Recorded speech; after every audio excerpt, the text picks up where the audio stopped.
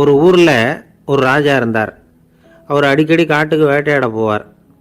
சில நண்பர்களையும் கூட அழைச்சிக்கிட்டு போவார். காட்டுக்கு போனதும் ஆளுக்கு ஒரு பக்கமாக போய் வேட்டையாடுவாங்க. சாயந்தரமாக திரும்பி வருவாங்க. மறுநாள் அரண்மனையில் உட்காந்து ஒவ்வொருத்தரும் அவங்க அனுபவங்களை எல்லாம் சொல்லிக்குவாங்க. அவங்க வீரத்துக்கு தகுந்த மாதிரி பரிசை அந்த ராஜா கொடுப்பார். இது மாதிரி ஒரு தடவை எல்லாரும் வேட்டைக்கு போயிட்டு திரும்பி வந்ததும் உட்காந்து பேச ஆரம்பிச்சிருக்கிறாங்க. ஒருத்தன் சொன்னான், தன்னுடைய வீர தீர செயலை பற்றி அளக்க ஆரம்பிச்சிட்டான். ஏன்னா அதுக்கு பரிசு கிடைக்க போகுதில்ல. அதனால் அவன் என்ன சொன்னான் தெரியுமா? அரசே, நேற்றுக்கு காட்டில் என்னாச்சு தெரியுமா? எனக்கு நேராக ஒரு சிங்கம் வாயை திறந்துக்கிட்டு வந்துட்டுது. நான் பயப்படவே இல்லை. உடனே ஒரு கல்லை எடுத்து குறி பார்த்து வீசினேன். சிங்கத்து வாய்க்குள்ளே போய் அந்த கல் மாட்டிக்கிட்டுது. அவ்வளவுதான். அந்த சிங்கம் என்னை பார்த்துட்டு பயந்துட்டு ஒரே ஓட்டமாக திரும்பி ஓடி போயிட்டுது அப்படின்னா. ஆஹா பலே அப்படின்னு எல்லாரும் கை தட்டினாங்க. ரெண்டாவது ஆள் ஒருத்தன் எழுந்திரிச்சான். அவன் சொல்ல ஆரம்பித்தான், அரசே, நான் போன வழியில் 2 பெரிய மலைப்பாம்பு கிடந்தது. என்னை முழுங்கிறதுக்கு வந்தது. நான் என்ன பண்ணேன் தெரியுமா? அந்த 2 பாம்போட வாலையும் ஒன்றா சேர்த்து முடிச்சு போட்டுட்டேன். அவ்வளவுதான்.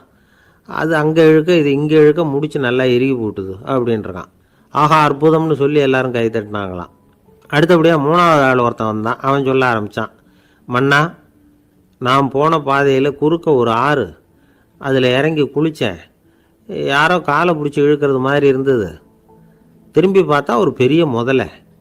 நான் உடனே அப்படியே ஒரு துள்ளல் துள்ளி அது முதுகில் போய் உக்காந்துக்கிட்டேன். அதை அப்படியே கரைக்கு நீந்த வச்சேன். கரைக்கு வந்து சேர்ந்ததும் அப்படியே ஒரே துள்ளி குதித்து கரைக்கு வந்துட்டேன் அப்படின்றான். அவன் தன்னுடைய வீரத்தை அப்படி சொல்லியிருக்கான். அடடா எப்பேற்பட்ட வீரம் அப்படின்னு எல்லாரும் கை தட்டினாங்களாம்.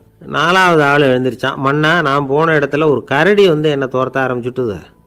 நான் ஒரு மலை உச்சிக்கு வந்துட்டேன். அதுக்கப்புறம் ஒரு அடி எடுத்து வச்சாலும் அதில் பாதாளத்தில் விழ வேண்டியது தான்.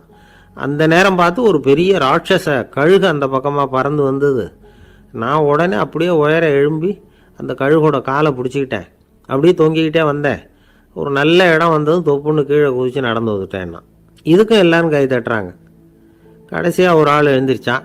அரசே, நான் வந்து போன வழியில் ஒரு பெரிய யானை குறுக்க வந்தது. பயங்கரமாக சத்தம் போட்டுக்கிட்டே வந்தது.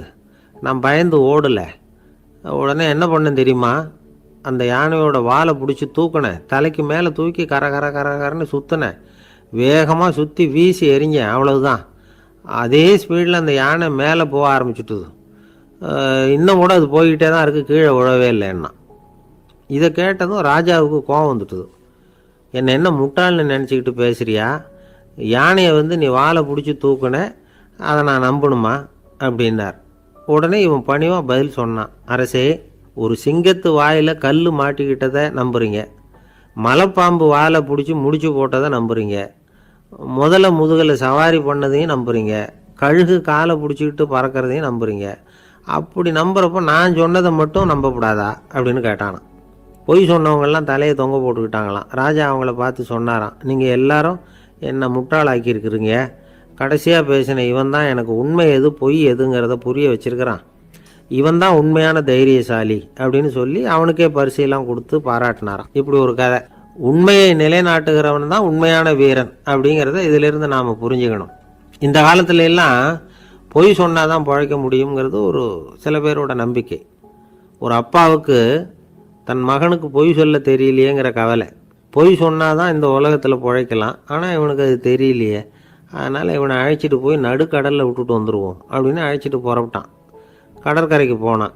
மகனுக்கு சந்தேகம், எங்கேப்பா என்னை அழைச்சிட்டு போகிறேன்னு கேட்டிருக்கான். கடலில் மீன் பிடிக்க கற்றுக் கொடுக்க போகிறேன் உனக்கு அப்படின்னானா. நான் ஏற்கனவே மீன் பிடிச்சிட்டேனேன்னானா இவன் மகன். எங்கே அதுன்னு கேட்டிருக்கான். அப்பங்காரன். சுட்டு சாப்பிட்டுட்டேன்ருக்கான் புள்ள. அப்பங்காரன் பார்த்தான், சரி நம்ம புள்ள பொழைச்சிக்கும் அப்படின்னு சொல்லி திருப்பி அழைச்சிட்டு வந்துட்டானான்.